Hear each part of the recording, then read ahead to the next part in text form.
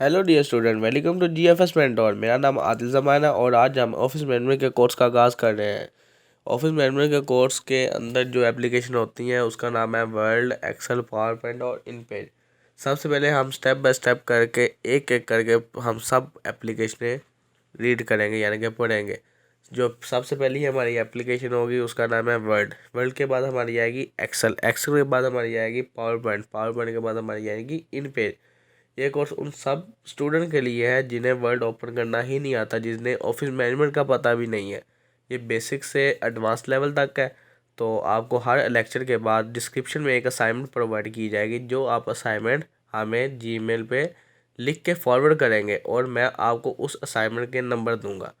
तो उसके बाद आपको जब आपका ये पूरा ऑफिस मैनेजमेंट का कोर्स कंप्लीट हो जाएगा, यानी कि आपका वर्ड, एक्सेल, पावर पॉइंट और इन पे जब ये चारों आपके एप्लीकेशनें हो जाएंगी, उसके बाद मैं आपको एक सर्टिफिकेट प्रोवाइड कर दूंगा।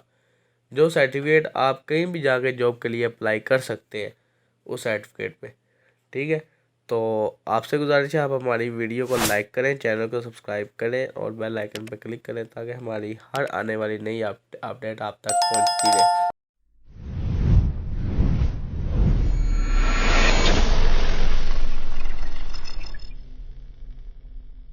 तो सबसे पहले हम स्टार्ट करते हैं वर्ड ओपन कैसे करते हैं। तो सबसे पहले हम वर्ड को ओपन करने का तरीका देख लेते हैं। वर्ड को ओपन करने का तरीका बहुत ही आसान है। सबसे पहले आप जाए यहाँ पे स्टार्ट के बटन में। स्टार्ट के बटन पे जाने के बाद आप यहाँ पे सर्च कर दें वर्ड, WORD। जैसे ही आप वर्ड टाइप करोगे आपके पास ये वर्ड का आइकन आ जाएगा। आपने इसके ऊपर लेफ़्ट क्लिक दबा देना है तो आपके पास वर्ड ओपन हो जाएगा। जैसे ही आपके पास वर्ड ओपन होगा, देखिए ये वर्ड का इंटरफेस है। ये जो बना हुआ ना वर्ड के नीचे रीसेंट, ये मेरी वो फाइलें हैं रीसेंट जो मैंने इससे पहले यूज़ की हैं, यानी कि जो मैंने फाइलें पहले सेव की हैं, ये वो मेरी रीसेंट फाइल है। ठीक है, उसके बाद ये जो साइड पे आ रहा है ये मेरे पास है टेम्पलेट सारी, और ये ब्लैक डॉक्यूमेंट है, बाकी सब टेम्पलेट है। ये टेम्पलेट है, ये हमें वर्ड की तरफ से कुछ दी जाती हैं। ठीक है, अगर मुझे यहाँ से कोई सीवी के रिलेटेड चाहिए, मैं कहता हूँ कि मैं यहाँ पे सीवी की टेम्पलेट बनाना चाहता हूँ, तो आपने सिंपली यहाँ पे सर्च करना है सीवी या रिज्यूम सर्च करोगे तो आपके पास रिज्यूम की टेम्पलेट आ जाएगी। तो बेसिकली मैं बेसिक से शुरू कर रहा हूँ, तो हम ब्लैक डॉक्यूमेंट पे क्लिक कर देंगे। ब्लैक डॉक्यूमेंट पे क्लिक किया, आपके पास ये इंटरफेस आ जाएगा। ठीक है, तो जो ये इंटरफेस है वर्ड का, ठीक है, ये जो वाइट पेज दिख रहा है ना, यहाँ पे हमने जो भी टेक्स्ट लिखना है, टाइप करना है, जो भी डिज़ाइन बनाना है, हमने इस वाइट पेज के अंदर बनाना है। यहाँ पे बाहर हम नहीं बना सकते। ठीक है, और जो ये लिखा हुआ है ना डॉक्यूमेंट 1, इससे ये सब लाइन को हम कहते हैं टाइटल। इसे हम कहते हैं टाइटल बार। और जो ये वाली है यानी कि क्रॉस यानी कि रिस्टोर और मिनिमाइज, और ये है रिबन बार। ठीक है, इसे हम रिबन बार कहते हैं। और जो ये साइड पे दिख रही है हम इसे कहते हैं क्विक एक्सेस टूल बार। ठीक है, सबसे पहले मैं आपको टाइटल बार का बताता हूँ। देखिए, टाइटल बार में वो नाम शो होता है जो हमारी फाइल का नेम होता है, यानी कि मेरी जो फाइल का नेम है वो वर्ल्ड है, जीएफएस मेंटोर है, जो भी मेरी वर्ल्ड की फाइल का नेम होगा वो जहाँ पे डॉक्यूमेंट लिखा हुआ है यहाँ पे डिस्प्ले हो जाएगा। ठीक है, उसके बाद हम आगे चलते हैं रिबन बार। रिबन बार किसके लिए यूज़ होता है? जो मेरे ये होम टैब है ना, यानी कि ये जो होम वाली लाइन है, होम, इंसर्ट, डिज़ाइन, हम इसे कहते हैं टैब बार। जो ये मेरी टैब बार है ना, अगर मैं कहता हूँ ये जो डिस्प्ले हो रही है ये डिस्प्ले ना हो जब मैं वर्क कर रहा हूँ, तो उसके लिए आपने क्या करना है, रिबन बार पे जाना है। रिबन बार पे जाने के बाद आपने कह देना ऑटो हाइड रिबन बार, तो ये ऑटो हाइड हो जाएगा। जैसे मैं उसके ऊपर क्लिक करूँगा ये वापस आ जाएगा, फिर मैं यहाँ पे क्लिक किया फिर ये चला गया। ठीक है, तो इसे हम कहते हैं ऑटो हाइड। जैसे ही मैं रिबन बार पे दोबारा गया, शो टैब पे क्लिक किया, तो मेरे पास सिर्फ ये टैब ही शो होंगे, जो टैब के नीचे ग्रुप है वो शो नहीं होगा। जैसे मैं होम पे क्लिक करूँगा वो शो हो जाएंगे, फिर मैंने वाइट पेज पे क्लिक किया फिर दोबारा वापस चले जाएंगे। ठीक है, उसके बाद एक तीसरा हमारे पास लास्ट ऑप्शन होता है शो टैब एंड कमांड्स। जैसे मैंने इसके ऊपर क्लिक किया मेरे पास ये एक सारे कमांड्स और टैब शो हो जाएंगे, और मैं कहता हूँ आपको इसकी भी समझ आ गई होगी। उसके बाद हाँ, हमारे पास ये जो साइड पे आता है ना, ये वाला साइड पे, इससे हम कहते हैं स्क्रॉलिंग बार। इसे हम कहते हैं स्क्रॉल, इससे हम नीचे ऊपर स्क्रॉल कर सकते हैं। ठीक है, उसके बाद जो ये नीचे आती है ये वाली लाइन, इसे हम कहते हैं स्टेटस बार। यहाँ पे हमारे पेज शो हो रहे होते हैं, यहाँ पे हमारे वर्ड कितने हैं वो शो हो रहे होते हैं। यहाँ से हम हमारा लेआउट कौन सा है, यानी लेआउट 3 होते हैं, एक वेब, एक रीड और एक प्रिंट। बेसिकली प्रिंट लेआउट होता है, वेब लेआउट होता है, या वेबसाइट वगैरह या जैसे दिखते हैं ना ये वैसे लेआउट हो जाता है। अगर हम रीड मोड करेंगे जैसे हम किताब पढ़े होंगे ऐसे ये रीड मोड टेम्पलेट आ जाएगी, ठीक है। उसके बाद आगे आता है जूम। ये जूम काम, ठीक है। ये है वेब लेआउट। जैसे मैं रीड मोड पे क्लिक करूँगा ये रीड लेआउट, और ये है प्रिंट लेआउट। हमने प्रिंट लेआउट पे रहते हुए क्लिक काम करना है, ठीक है। सबसे पहले हम देखते हैं होम। जैसे मैंने होम पे क्लिक किया, होम पे क्लिक करने के बाद फाइल हम बाद में देख फाइल पे चले जाते हैं। चले फाइल पे जाते हैं। सबसे पहले न्यू है। अगर आपने न्यू पेज लेना है तो आपने न्यू पे जाकर ब्लैंक डॉक्यूमेंट पे क्लिक कर देना है, तो आपके पास एक न्यू पेज आ जाएगा। आप यहाँ से क्लोज कर दो क्योंकि मेरे पास एक आगे भी पेज है, ठीक है। उसके बाद आगे आ गया ये बाकी ऑप्शन में आगे जाके स्टेप बाय स्टेप समझाऊंगा। आप अकाउंट देख लें। अकाउंट का क्या मतलब है? अकाउंट का मतलब ये होता है कि यहाँ पे आपकी प्रोडक्ट की लिस्ट शो हो रही होती है कि आपकी प्रोडक्ट एक्टिवेट है कि नहीं है, आपकी प्रोडक्ट को अकाउंट लगा हुआ है कि नहीं लगा हुआ है, आपकी प्रोडक्ट का थीम कौन सा है, हम वो अकाउंट में जाके चेक करेंगे, ठीक है। अब देखें ये जो ऑफिस थीम लिखा हुआ है यहाँ पे मेरे पास आ रहा है डार्क ग्रे। इसका मतलब ये है कि जो मेरा ये थीम है ये डार्क ग्रे है। बेसिकली कलरफुल होता है ये वाला, ठीक है। लेकिन जो आपको पसंद हो आप वो कर सकते हो। ये साइन इन टू ऑफिस यानी कि आपके यहाँ पे आईडी लगेगी कि MS ऑफिस की आईडी, ठीक है। उसके बाद ये आ जाती प्रोडक्ट इन्फॉर्मेशन, यानी कि आपके यहाँ पे शो होता है ये आपकी प्रोडक्ट एक्टिवेट है कि नहीं है। माइक्रोसॉफ्ट ऑफिस प्रोफेशनल प्लस 2016, यानी कि जो मेरे पास वर्जन इंस्टॉल है उस वो वर्जन है 2016 का, ठीक है। बेसिकली देखें जो ऑफिस है ना, ऑफिस ये हर 3 साल के बाद ना 3 साल के बाद अपना एक यानी कि उसे प्रोग्राम यानी कि लॉन्च करता है। 2007 था, 2007 के बाद 2010 आया, 2010 के बाद 2013 आया, 2013 के बाद 2016 आया, 2016 के बाद 2019 आया, 19 के बाद फिर आ गया 21, ठीक है। ये जो ऑफिस कंपनी है ना ये हर 3 साल के बाद अपना प्रोग्राम न्यू लॉन्च करती है। अब जो रिसेंट चल रहा है वो प्रोग्राम है 2021, ठीक है। तो आपको उम्मीद करता हूँ इसकी भी समझ आ गई होगी। तो हम अब आ जाते हैं अपने टैब बार में, यानी कि यहाँ से हमने बैक किया, हम आ जाते हैं होम में। होम में देखें होम टैब में ना ये जो कमांड्स है ना इसका लहदा ग्रुप बना हुआ है, यानी कि फ़ॉन्ट का लहदा ग्रुप बना हुआ है, क्लिप बोर्ड का लहदा बना हुआ है, पैराग्राफ का लहदा बना हुआ है, स्टाइल का लहदा बना हुआ है, एडिटिंग का लहदा बना हुआ है। तो सबसे पहले हम फ़ॉन्ट देख लेते हैं। देखें फ़ॉन्ट के बाद हम देख लें यहाँ पे जो हमने लिखना है वो लिखना कैसे है। ये जो आपको सर्कल ब्लिंक कर रहा है, सर्कल के पीछे जो भी हम लिखेंगे वो यहाँ पे लिखा होगा, ठीक है। इसकी भी आपको समझ आ गई होगी। देखें मैं अब यहाँ पे लिखता हूँ GFS मेंटोर, GFS मेंटोर लिखा। मैं कहता हूँ जो मैं GFS मेंटोर है ये इसका जो फ़ॉन्ट का साइज़ है ना वो छोटा है। मैं इसके फ़ॉन्ट को साइज़ इंक्रीज़ करना चाहता हूँ, तो उसके लिए मैं क्या करूँगा? बेसिकली फ़ॉन्ट का साइज़ इंक्रीज़ करने के लिए 4 तरीके हैं। सबसे पहला तरीका आप देख लें, ठीक है। जो दूसरे एंड वाले 2 तरीके बताऊँगा वो कीबोर्ड से शॉर्टकट्स हैं, आपको जो बेहतर लगे आप वो यूज़ कर सकते हो, ठीक है। सबसे पहला तरीका ये है, ये देखें इंक्रीज़ करूँगा तो ये मैं साइज़ इंक्रीज़ हो जाएगा, यानी कि पहले 20 से फिर 21, 22, 23, 24, 25, 26, 27, 27 ऐसे आएगा, ठीक है। अगर मैं इसे डिक्रीज़ करूँगा तो ये छोटा होता जाएगा, ठीक है। ये होगा पहला तरीका। उसके बाद देखें आगे यहाँ पे ये लिखा हुआ है यहाँ पे 22 फ़ॉन्ट साइज़, अगर आप इसके ऊपर क्लिक करोगे तो आपके पास ये साइज़ की लिस्ट आ जाएगी। जो भी आपको साइज़ चाहिए वो आप यहाँ पे जाकर क्लिक कर दो, वो साइज़ आपके पास आ जाएगा। या यहाँ पे आप लिख भी सकते हो, मैं यहाँ पे 100 लिख देता हूँ, मेरा ये 100 साइज़ हो गया, ठीक है। जो भी आपको चाहिए वो यहाँ से आ सकता है। उसके बाद कीबोर्ड का शॉर्टकट बता देता हूँ। सबसे पहला जो शॉर्टकट है ना वो है जो P का बटन है ना, कीबोर्ड पे P का बटन, उसके आगे जो ब्रैकेट है, वो जो ब्रैकेट है ना वो आपने दबानी है कंट्रोल के साथ।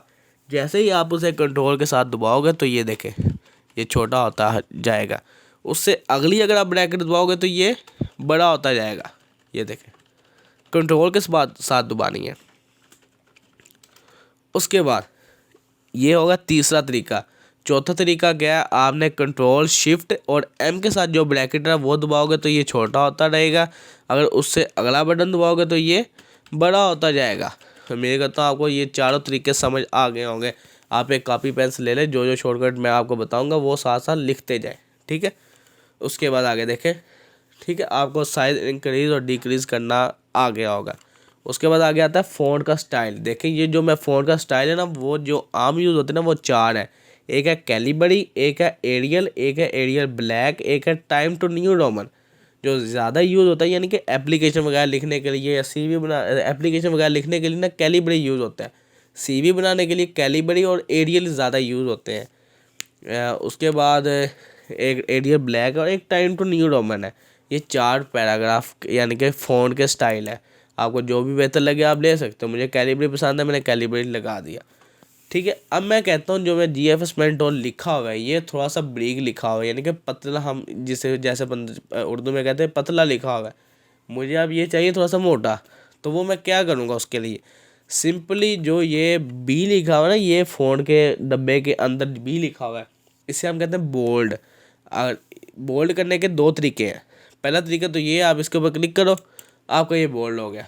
ठीक है, ये देखें, अगर आप दोबारा क्लिक करोगे अनबोल्ड हो जाएगा, बोल्ड ख़त्म हो जाएगा। अगर आप कीबोर्ड से कंट्रोल बी दबाओगे, कंट्रोल बी, तो ये बोल्ड हो गया। अगर फिर कंट्रोल बी दबाओगे तो ये बोल्ड ख़त्म हो गया। ठीक है, उसके बाद आगे आ गया इटैलिक। इटैलिक उसे कहते हैं यानी कि जो मैं लफ्ज़ लिखा हो ना GFS पेंटोल, इससे थोड़ा सा तिरछा कर जाएगा। ये देखिएगा, मैंने जैसे ही वहाँ पे क्लिक किया इटैलिक पे यानी कि आई पे, इसने तिरछा कर दिया, फिर दोबारा क्लिक किया, ये सही हो गया। अगर मैं कीबोर्ड से कंट्रोल आई करूँगा तो ये ऐसे हो जाएगा, फिर कंट्रोल आई करूँगा तो ये सीधा हो जाएगा।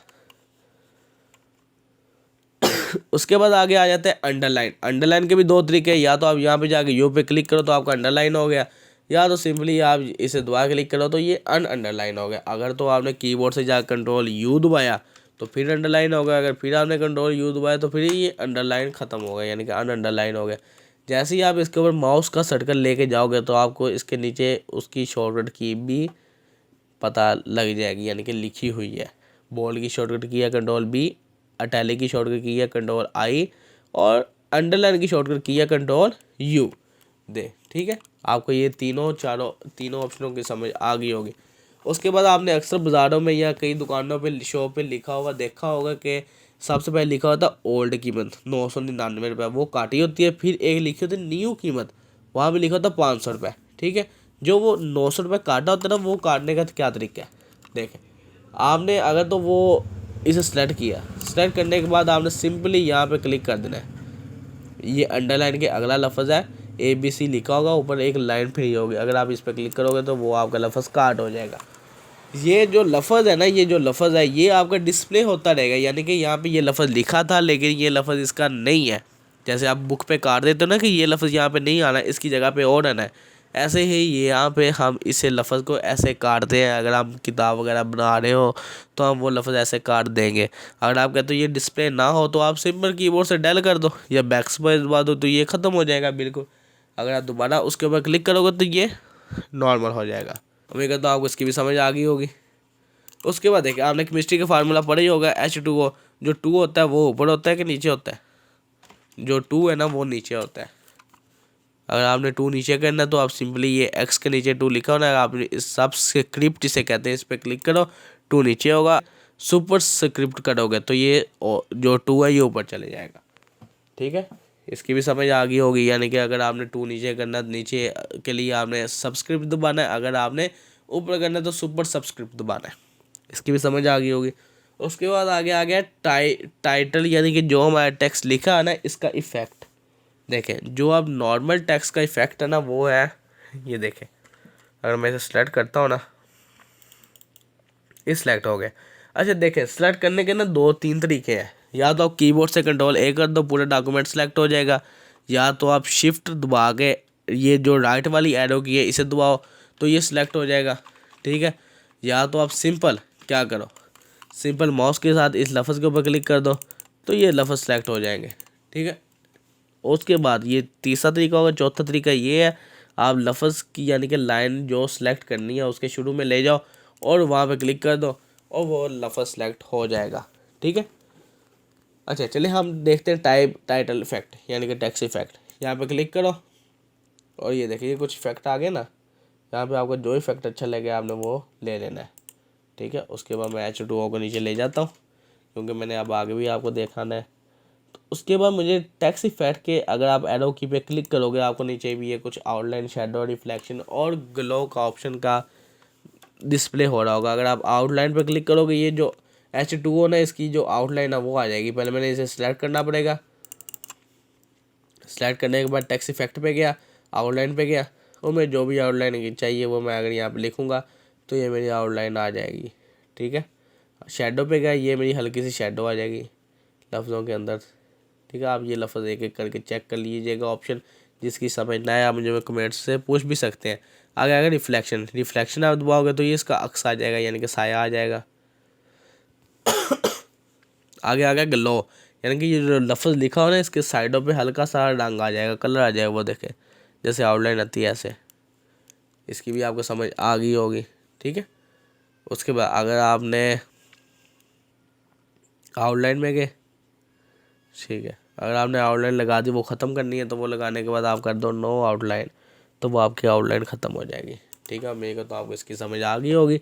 उसके बाद आगे आता है हाईलाइट। आगे ये जो GFS मेंटोर लिखा हुआ है, अगर मैं कहता हूँ ये हाईलाइट हो जाए तो उसके लिए मैं सिंपल इसके ऊपर क्लिक, इसे सेलेक्ट करने के बाद मैं इसके ऊपर क्लिक कर दूंगा तो ये हाईलाइट भी हो जाएगा और अनसेलेक्ट भी हो जाएगा। तो अगर मुझे इसका कलर चेंज करना है या कलर ख़त्म करना है तो उसके लिए मुझे इसे दोबारा सेलेक्ट करना पड़ेगा। सेलेक्ट करने के बाद ये एरो की पे क्लिक करूँगा और नो कलर कर दूँगा, ये कलर ख़त्म हो गया। उसके बाद आगे ये जो मैं येलो कलर हुआ यानी कि टेक्स्ट के ऊपर अगर मैं ये कलर चेंज करना चाहता हूँ उसके लिए मैं ये इसके साथ वाले टेक्स्ट कलर पे चल जाऊँगा। फ़ॉन्ट कलर किसे कहते हैं, एरो की पे क्लिक किया, जो कलर आपको चाहिए वो कलर आप ले लो, वही फ़ॉन्ट का कलर आपका हो जाएगा।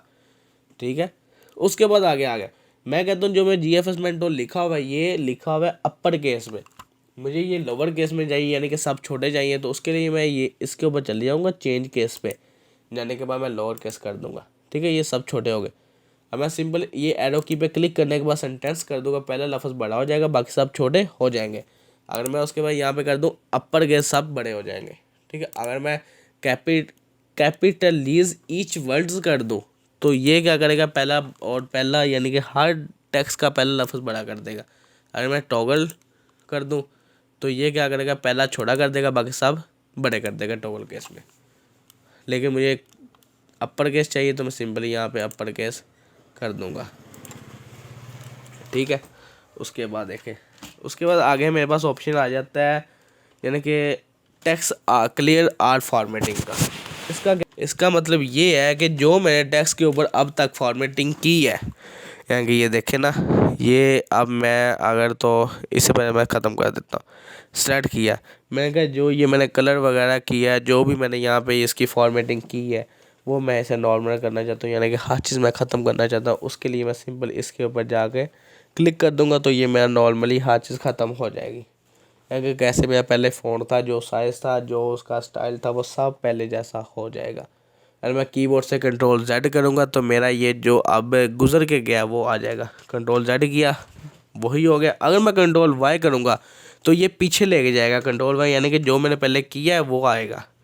पहले मैंने ये छोटा किया था वो आ गया। अगर मैं कहता हूँ ये जो मेरा अब आगे हुआ था यानी कि बड़ा हुआ था, यानी कि रेड कलर भी आया हुआ था, हर चीज़ आई थी, उसके लिए मैं कर दूँगा कंट्रोल Z, अनडू रीडू से कहते हैं। उसके बाद आपका फ़ॉन्ट का पैराग्राफ पूरा हो गया। आगे कॉपी और पेस्ट आ जाते हैं। ठीक है, मैं सबसे पहले H2O को ऊपर ले जाता हूँ, इंटर प्रेस किया और यहाँ पे आ गए। अगर आप इंटर प्रेस करोगे ना तो आप दूसरी लाइन पे आ जाओगे। अगर आपने H के शुरू में यानी कि जो आपकी लाइन है अगर उसके शुरू में आपने इंटर प्रेस किया तो वो जो उससे अगली सारी लाइन होगी ना वो नीचे आ जाएगी अगली लाइन में। अगर आप एंड पे इंटर प्रेस करोगे तो वो स्केल सर कर ही अगली लाइन पे आ जाएगी, यानी कि अगली लाइन आपको मिल जाएगी। आप देखिएगा, मैं अगर जो मैं GFS मेंटोर है इसे मैं कॉपी करके ना H2O के नीचे भी लिखना चाहता हूँ। उसके लिए मैं क्या करूँगा, कॉपी किया, पहले सेलेक्ट किया, यानी कि जो मैं कॉपी करना चाहता हूँ सेलेक्ट करने के बाद मैंने कॉपी किया। सिंपली कॉपी करने के बाद मैंने H2 के आगे आया या यहाँ पे मैंने आगे डबल क्लिक कर दिया तो मेरा वहीं पे सर्कल आ जाएगा। और यहाँ पे जाने के बाद मैंने कर दिया पेस्ट। ठीक है, तो मेरे को तो इसकी समझ आ गई होगी। मैंने कहा कॉपी किया, आपको समझ आ गई। आगे आ गया कट, मैंने कहा जो H2O लिखा हुआ है ये यहाँ से हट जाए और अगली लाइन पे चले जाए, तो उसके लिए मैं क्या करूँगा, सिंपली इसे सेलेक्ट करने के बाद कट करूँगा। कट करने के बाद यहाँ पे डबल क्लिक किया, डबल क्लिक करने के बाद मैं यहाँ पे जा कर दूँगा पेस्ट, वहाँ से रिमूव हो गया और अगली लाइन पे आ गया। जो कॉपी है वो वहीं पे भी रहने देता है और अगली लाइन पे भी ले जाता है। उम्मीद करता हूँ आपको कॉपी और कट की समझ आ गई होगी। आगे आएगा फॉर्मेटिंग पेंटर।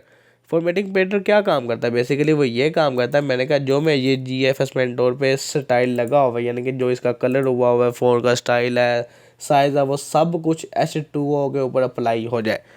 या तो अगर मैं अलग-अलग करना बैठूंगा तो मुझे तो थोड़ा सा टाइम लग जाएगा। तो उसके लिए मैं क्या करूँगा, सबसे पहले जिस फ़ोन का आपको स्टाइल चाहिए वो आपने सेलेक्ट कर लिया।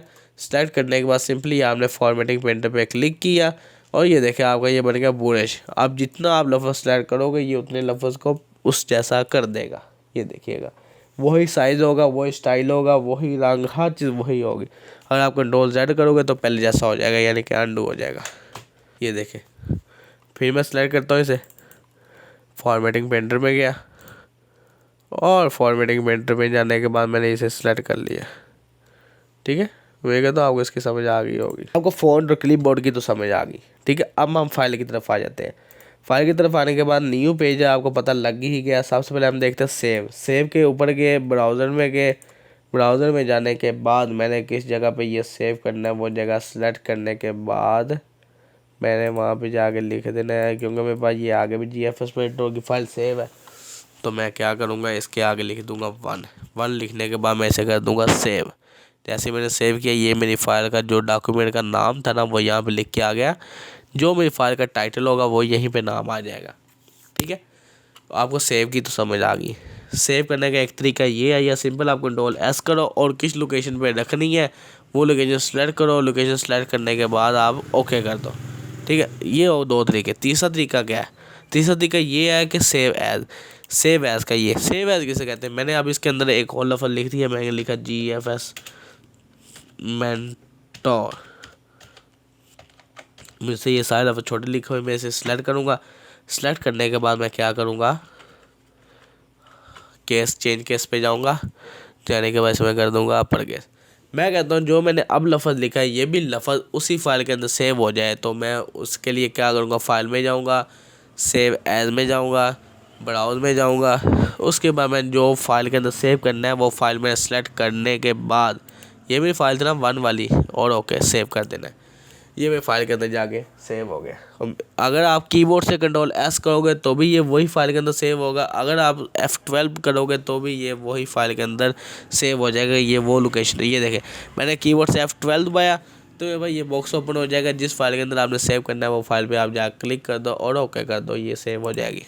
ठीक है, फाइल के बाद आगे आ गया प्रिंट का ऑप्शन। प्रिंट देख ले। ठीक है, बेसिकली ये जो प्रिंट लिखा होना है इसका मतलब ये होता है कि अगर आप इसके ऊपर क्लिक करोगे ना तो आपका प्रिंट निकल आएगा। ठीक है, उसके बाद ये लिखा हुआ कॉपीज़, यानी कि आपको इस पेज की कितनी कॉपी चाहिए। मुझे इस पेज की चाहिए 10 कॉपी। मैंने 10 लिख लिया। ये आ जाते हैं आपके प्रिंट का नाम। आपका जो भी प्रिंट का नाम होगा वो यहाँ पे शो हो जाएगा। आपने वो सेलेक्ट कर लेना है, आपका वही प्रिंट का नाम आ जाएगा। ठीक है, उसके बाद मेरे पास कुछ सेटिंग आती है। देखिएगा, ये आगे सेटिंग। ये सेटिंग का मतलब देखें, एक है प्रिंट ऑल पेज, यानी कि जितने भी मेरे पेज होंगे वो सब प्रिंट होंगे। अगर आप कहते हो आपके पास कोई कस्टमर आ जाता है, या आपका कोई भी कह देता है आपको, या आपका बॉस कह देता है, या आपका खुद कोई भी काम हो, आप कहते हो कि मेरा जो पेज का प्रिंट है ना वो पहला पेज है, दूसरा पेज है और तीसरा है, तीसरे के बाद पाँचवा, पाँचवें के बाद छठा, छठे से आगे 10 तक है। यानी कि मुझे ये तरतीब में पेज चाहिए, ये पहला, दूसरा, तीसरा, पाँचवा, छठवां, सातवां, आठवां, नौवां, 10वां। ठीक है, मुझे ये पेज चाहिए। उसके लिए मैं क्या करूँगा, उसके मैं यहाँ पे जाऊँगा पेज पे, यहाँ पे जाकर लिखूँगा मुझे पहला पेज चाहिए, फिर लगाऊँगा कोमा के बाद मुझे चाहिए एक दूसरा पेज, कोमा के बाद फिर मुझे एक चाहिए चौथा पेज, कोमा एक 6वां, फिर मैं आगे लगाऊंगा ये लाइन के बाद मैं आगे लिख दूंगा 10। ये देखिएगा, मैं यहाँ पे जूम करता हूँ। ये देखें, मुझे एक पहला पेज चाहिए, फिर दूसरा चाहिए, फिर चौथा चाहिए, फिर 6वें से 10वें तक चाहिए। यानी कि मुझे इसी तरतीब के अंदर मेरे पेज हैं, पहला, दूसरा, चौथा, 6वां, 7वां, 8वां, 9वां, 10वां। यानी कि ये मेरे टोटल 8 पेज बनते हैं, जो 8 पेज मेरे प्रिंट होके आ जाएंगे। अगर हम कस्टम प्रिंट पे क्लिक करेंगे, कस्टमर प्रिंट कहाँ पे आएगा, जहाँ पे आपका प्रिंट आल पेज आ रहा था वहीं पे कस्टमर प्रिंट का ऑप्शन है। आप वहाँ पे क्लिक करोगे तो कस्टम प्रिंट, अगर आप प्रिंट आल पेज करोगे तो आपका प्रिंट आल पेज हो जाएगा। ठीक है, आगे प्रिंट ऑन साइड और मैनुअल प्रिंट वो साइड। प्रिंट ऑन साइड का one side print one side का ये मतलब होता है जो मेरा फ्रंट का पेज है ना, फ्रंट का पेज वो सिर्फ फ्रंट के पेज पे आ जाएगा, और जो मेरा बैकग्राउंड पेज हो यानी कि जो बैक पे पेज होगा वो बिल्कुल खाली होगा। इसे कहते हैं प्रिंट वन साइड। अगर आप मैनुअल बोथ यानी कि प्रिंट ऑन बोथ साइड करोगे ना, तो आपका फ्रंट के ऊपर भी आएगा और बैक के ऊपर भी आएगा, यानी कि दोनों साइडों पे आएगा, जिसे हम कहते हैं टू साइड पे ये आपका प्रिंट आएगा। यानी कि पहला पेज पहले फ्रंट पे आ गया, दूसरा पेज बैक पे आ गया, इसे ये ऐसे आएगा। उसके बाद देखें आपके पास जो पेज होते हैं ना, वो पेज होते हैं दो तरह के, ठीक है। नहीं, सबसे पहले हम कलेक्टेड देख लें। कलेक्टेड और अनकलेक्टेड में क्या यानी कि फ़र्क है।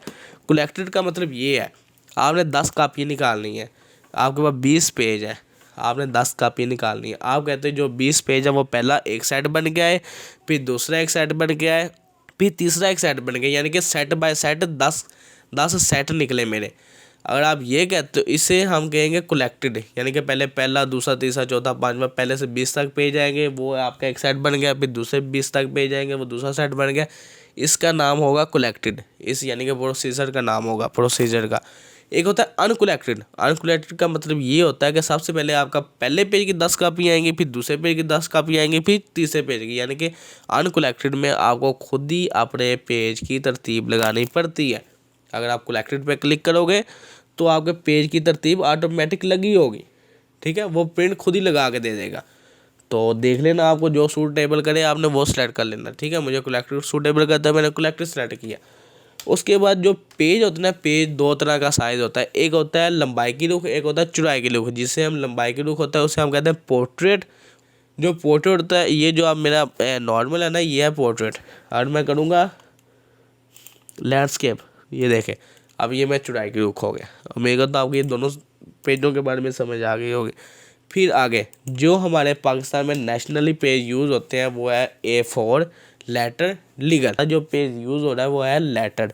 A3 भी पेज यूज़ होता है, लेकिन वो बहुत कम होता है, लेकिन ज़्यादा यूज़ होता है लेटर, ठीक है। उम्मीद करता हूँ आपको ये पेज के साइज़ की भी समझ आ गई होगी, लेकिन हमें बेसिक लेटर पे ही लिखना है, क्योंकि हम लेटर ज़्यादा यूज़ होता है, हमारे पास पेज भी लेटर का है। आगे आ जाता है मार्जिन, जिसे हम कहते हैं हाशिया। आपने दस्तों पे देखा होगा कि आपका टॉप बॉटम लेफ्ट राइट से हाशिया लगा होता है, कि आपने इससे हाशिया के अंदर अंदर लिखना है। अब मेरे भी इस पेज के ऊपर हाशिया लगा हुआ है, वो कितने इंच का, यहाँ से 1 इंच का, यहाँ से भी 1 इंच का, यहाँ से भी 1 इंच का, और यहाँ से भी, यानी कि लेफ्ट राइट टॉप बॉटम से 1 इंच का लगा हुआ है। अगर आपके पास पैराग्राफ ज़्यादा है, आप कहते हैं मेरा वो पैराग्राफ एक लफ्ज़ पे आ जाए, यानी कि एक पेज पे आ जाए, और यहाँ से जो ये हाशिया छोड़ा हुआ है ये थोड़े लफ्ज़ हो, यानी कि थोड़े इंच का छोड़े, तो आप कहते हो 0.5 का छोड़ दे, तो आप यहाँ से जाके कर दोगे नैरो, तो ये 0.5 का मार्जिन रख देंगे, ठीक है। आगे ये वाला आ गई, ये 4-5 ऑप्शन आप चेक कर लेना, ठीक है। नॉर्मल नैरो ज़्यादा यूज़ होते हैं, लेकिन नॉर्मल आप ही रखना, नॉर्मल बेस्ट होता है, ये नैरो कर लो, ठीक है। ये दो यूज़ होते हैं। जब आपकी ये सेटिंग हो जाए, आपने प्रिंट पर क्लिक करना, तो आपका ये प्रिंट आ जाएगा, ठीक है। ये प्रिंट की सेटिंग थी। उसके बाद आगे आ गया शेयर का मतलब, यानी कि आपने ईमेल पे शेयर कर दिया, या ऑनलाइन किसी को दिखाना हो तो वो दिखा लिया। ये लफ्ज़ यूज़ नहीं होता, शेयर का जो ऑप्शन है ये यूज़ नहीं होता। मेरे पास नेट नहीं तो मैं आपको ये बता देता ये यूज़ कैसे होता है। उसके बाद आगे ऑप्शन आ गया एक्सपोर्ट देखें, मेरे पास जो ये डॉक्यूमेंट है, यानी कि जो वर्ड की फ़ाइल है, ये मेरी जो वर्ल्ड की फ़ाइल है ना, ये अब है डॉक्यूमेंट, यानी कि वर्ल्ड के अंदर है। मैं अगर आपको कहूँ कि ये जो मेरी वर्ल्ड की फ़ाइल है ये मुझे PDF में चाहिए, तो आप क्या करोगे, पहले गूगल पे जाओगे, वहाँ पे जाके सर्च करोगे, फिर वो मुझे PDF में ला के मुझे दोगे, वहाँ पे जाके एक्सपोर्ट करके उसे PDF में कन्वर्ट करके मुझे ला के दोगे। लेकिन आपको वर्ल्ड ये ऑप्शन देता है, वर्ल्ड आपको फाइल में ये ऑप्शन देता है एक्सपोर्ट का। अगर आप एक्सपोर्ट पे फाइल पे जाओगे ना, ये देखें, ये मेरी फ़ाइल है, मुझे ये चाहिए PDF में, तो मैं फ़ाइल पे गया, फ़ाइल पे जाने के बाद मैंने एक्सपोर्ट पे क्लिक कर दिया। जैसे ही मैंने एक्सपोर्ट पे क्लिक किया तो मेरे पास ये आ गया क्रिएट PDF का ऑप्शन। जैसे मैंने क्रिएट PDF के ऑप्शन पे क्लिक किया तो मेरे पास ये एक बॉक्स ओपन हो जाएगा। जैसे ये बॉक्स ओपन हुआ, आपने जहाँ पे ये फ़ाइल रखनी है, आने वो फाइल की लोकेशन देख लेनी है। डेस्कटॉप पे जाइए, डेस्कटॉप पे जाने के बाद आप यहाँ पे फाइल का नेम दे दें, नेम देने के बाद इसे पब्लिश कर दें, आपकी ये फ़ाइल PDF में क्रिएट हो जाएगी, ठीक है। ये होता है PDF यानी कि एक्सपोर्ट। आपको अकाउंट का बता ही दिया था, ठीक है। बाकी आपको ये ऑप्शन समझ आ गए होंगे, ठीक है, हमारा क्लिपबोर्ड और फॉन्ट तक हो गया था। ये देखें, ये मेरी PDF की फ़ाइल ओपन हो रही है। ठीक है, पैराग्राफ। अगर ये देखें, ये अब जो मैं इसे कर देता हूँ, इसकी ये जो हेडिंग है ना, इसे मैं सेलेक्ट करने के बाद ना छोटा कर देता हूँ। ठीक है, छोटा करने के बाद देखें, मैं कहता हूँ ये जो GFS मेंटोर है, ये इसका MCQs जो है ना, यानी कि MCQs के जो ऑप्शन है, ये नीचे वाले 3 है। मैंने कहा ठीक है, लेकिन मुझे तो ये पता है कि ये नीचे वाले 3 है, लेकिन लोगों को तो नहीं ना पता ये नीचे वाले 3 इसके ऑप्शन है। तो उसके लिए मैं क्या करूँगा, यहाँ पे जाकर कोई बोर्ड लगा दूंगा, लोगों को पता लग जाएगा कि ये इसके ऑप्शन है। ये देखें, इसके काफ़ी बोर्ड्स बड़े होते हैं। अगर आपको ये बोर्ड नहीं पसंद आ रहे तो आप बोर्ड्स की लाइब्रेरी में चल जाओ, और यहाँ बोर्ड्स की लाइब्रेरी में गए, सिंबल पे गए। सिंबल पे जाने के बाद आपने ये फ़ॉन्ट देखेंगे, जहाँ पे फ़ॉन्ट लिखा हुआ ना, यहाँ पे आप सर्च करें वीडिंग। ये देखिएगा, मैं यहाँ पे एरो की पे क्लिक करता हूँ, ये ऑप्शन आ गए वीडिंग्स के। ज़्यादा जो यूज़ होते हैं वो यही वाले। मुझे टेलीफोन का ऑप्शन चाहिए, यहाँ पे क्लिक किया और ओके कर दिया, और यहाँ से ओके किया, टेलीफोन का ऑप्शन आ गया। अगर मुझे ये नहीं चाहिए तो मैं यहाँ से कर दूंगा नन। अगर आपने पिक्चर भी लगानी हो ना, यहाँ पे पिक्चर भी लग जाती है। वो क्या है, उसका तरीका क्या है, आपने फिर वहीं पे जाना है, डिफाइन न्यू बोल्ड पे जाना है, और यहाँ से पिक्चर का ऑप्शन स्टार्ट करने के बाद अगर तो आपका नेट चल रहा होगा तो यहाँ पे आपका ऑनलाइन पिक्चर लग जाएगी। अगर आपका नेट नहीं होगा तो आपने वर्क ऑफलाइन पे क्लिक कर देना। जैसे आप वर्क ऑफलाइन पे क्लिक करोगे तो आपको यहाँ से जहाँ में भी वो पिक्चर पड़ी होगी वो लोकेशन के बाद आपने ओपन कर लेनी और ओके कर देना, आपकी वही पिक्चर यहाँ पे लग जाएगी। ठीक है, आगे आ गया गिनती 1 2 3। ये देखें, ABC रोमन गिनती, ABC छोटी ABC सब आ गई। कुछ ये बुल्स पड़े हैं। अगर मैं कहूँ जैसे MCQs की शेप होती है, यानी कि ये एक लिखा होता है, एक के बाद यहाँ पर लिखा होता है ABCD, तो वो यानी कि हमें पता लगता है ये MCQs। अगर आपने वो करना हो तो आपने इसे सेलेक्ट करने के बाद आपने इस पर चल जाना, ये वाले मल्टीपल लेवल लिस्ट पे। यहाँ पे जाने के बाद आपको जो डिज़ाइन चाहिए उसके ऊपर क्लिक किया। क्लिक करने के बाद ये देखिए, आपका पहला है ABCD, ये हमें पता लग रहा है, लेकिन ये मुझे थोड़ा सा उसके बराबर लग रहा है। मैं कहता हूँ ये आगे हो जाए, तो मैं सिंपल उतने ही लफ्ज़ सेलेक्ट करूँगा जितने मुझे लफ्ज़ आगे करने हैं। वो लफ्ज़ सेलेक्ट करने के बाद मैं यहाँ से टैब का बटन दबा दूँगा, तो वो मेरे उतने लफ्ज़ आगे हो जाएंगे। ठीक है, उम्मीद करता हूँ आपको इसकी भी समझ आ गई होगी। उसके बाद देखें, इसे मैं कर देता हूँ अनडू, यानी कि ख़त्म कर देता हूँ। देखें, अब ये जो GFS मेंटोर, ये H2 और GFS मेंटोर लिखा हो, मैं कहता हूँ ये थोड़ा सा और आगे हो जाए। उसके लिए मैं इसके ऊपर क्लिक कर दूँगी, ये एरो के ऊपर इंक्रीज इंटेंट, इसके ऊपर क्लिक किया, आगे हो गया, इसके ऊपर क्लिक किया और ये बैक हो गया। इसकी शॉर्टकट की है कंट्रोल, और बैक की है Ctrl+Shift+M। आपको मैं इसकी ये भी डिस्क्रिप्शन में दे दूंगा, आप वहाँ से भी जाकर देख सकते हो। उसके बाद आगे आ गया लेफ़्ट, राइट, सेंटर और जस्टिफाई। आपको ये 4 ऑप्शन बता देता हूँ। अगर तो मैं आपको कहूँ कि मुझे ये वर्ड के अंदर पैराग्राफ लिख के दो, तो आपकी तो टाइपिंग की स्पीड नहीं है, तो आप क्या करोगे, आप लिखने बैठोगे, आपको मैं कहूँ कि 2 पेजों का मुझे पैराग्राफ लिख के दे दो, तो आपको तो काफ़ी देर लग जाएगी। तो उसके लिए हमें वर्ड जो है ना पैराग्राफ प्रोवाइड करता है, यानी कि वो पैराग्राफ प्रोवाइड करता है सिर्फ और सिर्फ हमारी तैयारी के लिए, यानी कि हमारी वो तैयारी हो जाए। तो उसका फार्मूला क्या है, इक्वल टू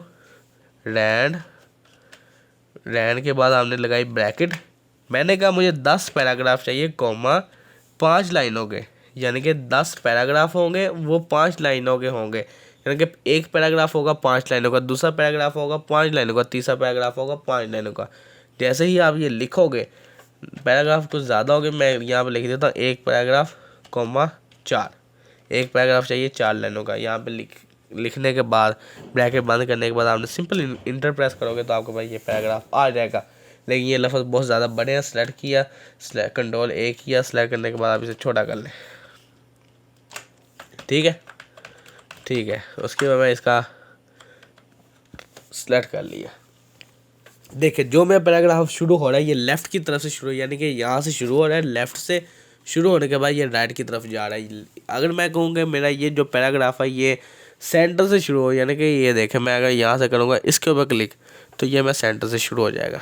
ठीक है, अगर मैं राइट के ऊपर क्लिक करूँगा तो ये मेरा पैराग्राफ राइट से शुरू होगा और लेफ़्ट पे जा ख़त्म होगा। अगर नॉर्मली होता है लेफ़्ट, आपने लेफ़्ट ही रखना है।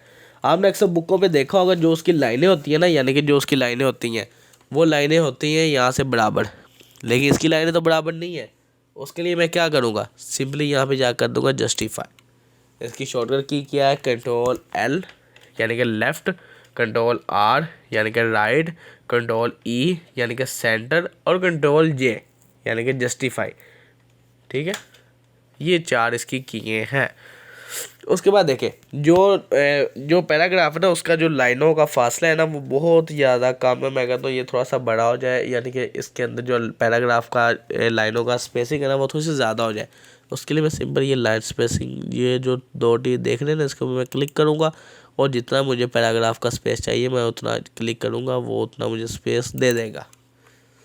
ठीक है, अगर मुझे स्पेसिंग नहीं चाहिए तो मैं यहाँ से जाके इसे रिमूव स्पेस कर दूँगा, तो मेरी ये ख़त्म हो जाएगी। ठीक है, उसके बाद जो मेरा पैराग्राफ सेलेक्ट है, मुझे इसका पैराग्राफ का बैकग्राउंड कलर चाहिए, तो उसके लिए मैं ये शेडिंग पे जाऊंगा, जो कलर चाहिए वो सिलेक्ट कर लूँगा, वो कलर आ जाएगा। ठीक है, अगर मुझे कलर नहीं चाहिए यहाँ पे जाके आप नो कलर कर दो, कलर ख़त्म। ठीक है, उसके बाद अगर आपको यहाँ पे बॉर्डर चाहिए, bottom, left, right, no border यानी कि कोई बॉर्डर नहीं चाहिए, ऑल बॉर्डर, सब बॉर्डर आ जाएगा, आउटसाइड बॉर्डर, इनसाइड बॉर्डर, अगर नहीं चाहिए तो नो बॉर्डर कर दो। ठीक है, उसके बाद देखें आगे आ गया ये शॉर्ट का मतलब क्या है, यहाँ पे क्लिक कर दूंगा। अगर तो मैं इसके ऊपर क्लिक करूँगा तो ये मेरा ए से शुरू होगा और जेड तक जाएगा। ठीक है, अगर मैं यानी कि जेड से शुरू होगा और ए तक जाएगा। अगर मैं सिंपल इसके ऊपर बाहर क्लिक करूँगा, अगर मैं इसके ऊपर क्लिक करूँगा तो ये ए से शुरू होगा जेड तक जाएगा। देखिएगा, मैं यहाँ से शुरू, पता नहीं लग रहा, मैं इसे काटता हूँ।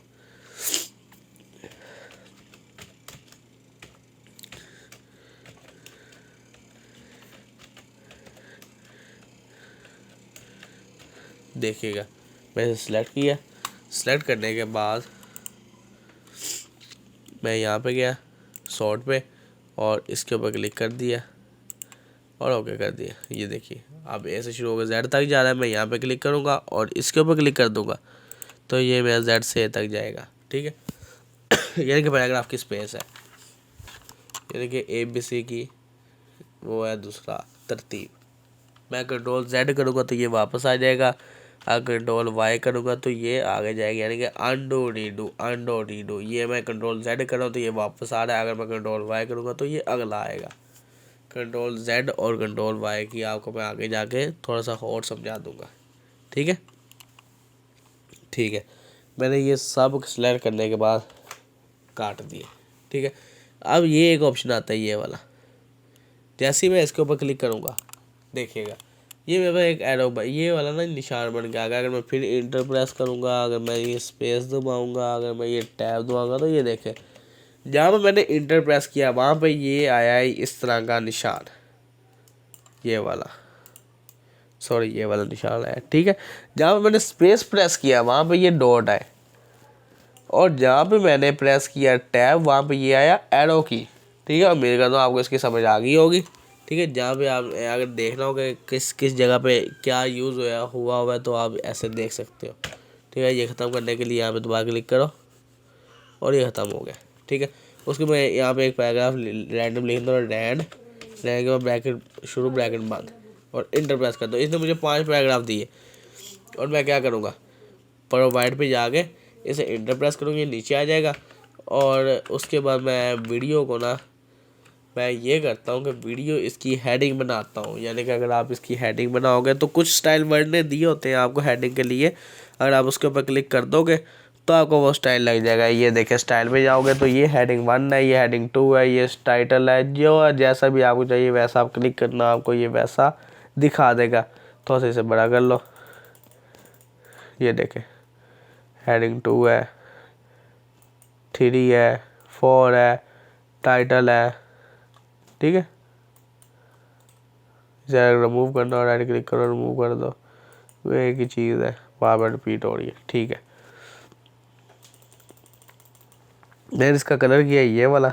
ठीक है, और इसका जो बैकग्राउंड कलर वो ये कर दिया। मैं कहता हूँ ये मेरा स्टाइल ना इसके अंदर सेव हो जाए, तो मैं उसके लिए एरो की पे जाऊँगा, एरो की पे जाने के बाद क्रिएट अ स्टाइल और ओके कर दूँगा। ये मेरा स्टाइल इसके अंदर आ जाएगा, लेकिन इसका जो येलो वाला हाईलाइटर है ना वो उसके अंदर नहीं आएगा। ठीक है, मैं अगर इसे काटना हो या लगाना हो तो मैं सिंपल जिस पे लगाना है वो लफा स्लाइड करने के बाद इसके ऊपर क्लिक कर दिया, ये उस पर मुझे लगा देगा। अगर नॉर्मल करूँगा तो ये नॉर्मल हो जाएगा। ठीक है। उसके बाद मैं ये भी नॉर्मल कर देता हूँ, ठीक है। और मेरे को तो आपको इसकी भी समझ आ गई होगी। उसके बाद देखें, आपको स्टाइल अगर ये काटना हो जो स्टाइल आपने बनाया तो राइट क्लिक करके ये रिमूव कर दो फ्रॉम गैलरी, ये ख़त्म हो जाएगा, ठीक है। आगे आ गया फाइंड। फाइंड का मतलब क्या होता है? फाइंड का मतलब ये होता है कि अगर आपने कोई चीज़ फाइंड करनी हो, यानी कि अगर मैं यहाँ से पैराग्राफ कुछ ज़्यादा ले लेता हूँ, देखिएगा मैंने ये यहाँ से ये काटे, पैराग्राफ कुछ ज़्यादा ले लेता हूँ, रैंड मैंने लिए 100 पैराग्राफ, 120 ले लेते, चलो 120 पैराग्राफ लिए 45 लाइनों का, और एंटर प्रेस किया। इसने मुझे उतने ही पैराग्राफ दे देगा, ठीक है। आगे देखें, अब मैंने ये सर्च करना है कि इसके अंदर जो मेरा पेज है ना, यानी कि ये जो मेरा डॉक्यूमेंट है, इसके अंदर मेरा वी लफ्ज़ कितनी बार है। सिंपल मैं फाइंड पे जाऊँगा, यहाँ पे जाके वी सर्च किया तो इसने मुझे कहा कि जो आपका वी लफ्ज़ है ना वो पूरे पैराग्राफ में आया है 40 मरतबा आया है, ठीक है, उसने ये बताया। फिर आगे आ जाता है ये हेडिंग है, मेरी हेडिंग कोई लगी नहीं हुई, अगर तो मेरी ये हेडिंग लगी होती, मैं इसे एक बार मूव करता हूँ, मैं इसे भी हेडिंग लगा देता हूँ, यहाँ से ये हेडिंग लगाई, इससे भी ये हेडिंग लगा दी, 2 हेडिंग लगा दी मैंने। फिर फाइंड में गया, अब इसने मुझे हेडिंगें भी शो करेगा, ये देखें पेज पे गया, इसने मुझे ये इसका ये शो कर दिया, यानी कि वी इतनी बार आया, ये देखिएगा वी आया 4680 मरतबा।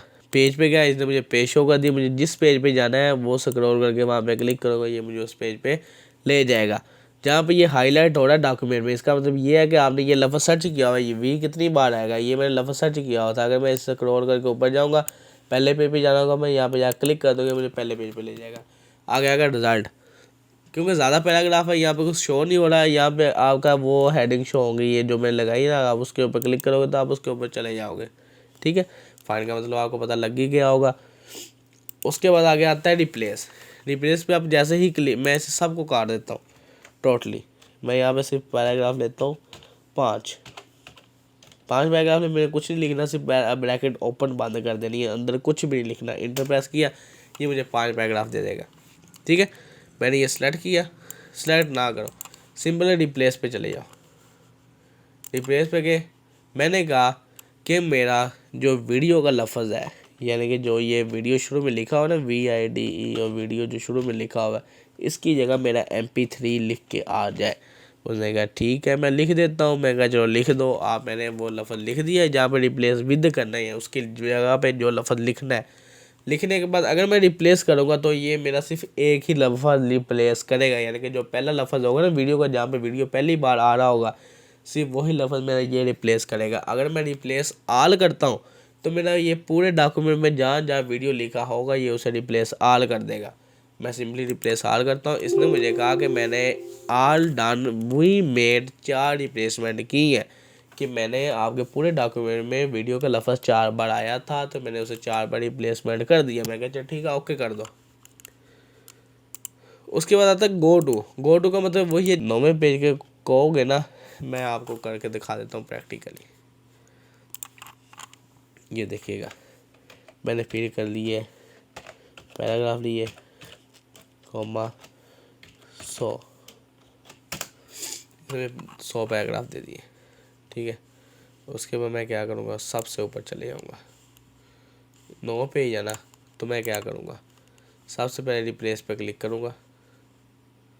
रिप्लेस पे क्लिक करने के बाद मैंने कहा गो टू पे गया, मैंने यहाँ पे इंटर पेज नंबर लिखा, मैंने कहा मुझे 8वें पेज पे जाना है, वहाँ पे जाके मैंने 8 नंबर लिखा और गो टू कर दिया, ये मुझे 8वें पेज पे ले गया, ठीक है।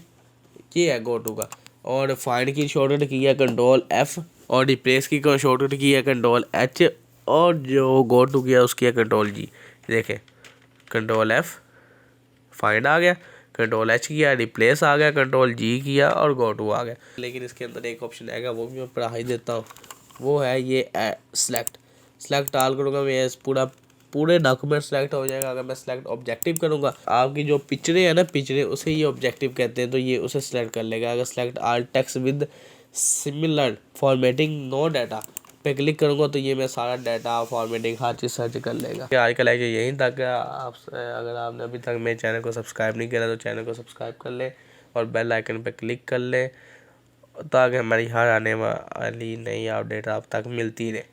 तो उम्मीद करता हूँ आपको ये लेक्चर समझ आई होगी। तो आपको डिस्क्रिप्शन में मैं इसका असाइनमेंट का लिंक भी दे दूँगा और उसके बाद मैं आपको इसका वो शॉर्टकट कीज़ भी दे दूँगा, जो हमने आज होम टैब और फाइल टैब पर इसकी शॉर्टकट की है जो भी होगी मैं आपको नीचे मेंशन कर दूंगा, वो भी आप डाउनलोड करके उसे याद कर सकते हैं। तो जो आप मुझे असाइनमेंट सेंड करोगे तो वो मैं आपको उसके मार्क्स भी दूंगा, और जब आपका ये टोटली कोर्स मुकम्मल हो जाएगा तो उसके बाद मैं आपको एक सर्टिफिकेट प्रोवाइड कर दूंगा।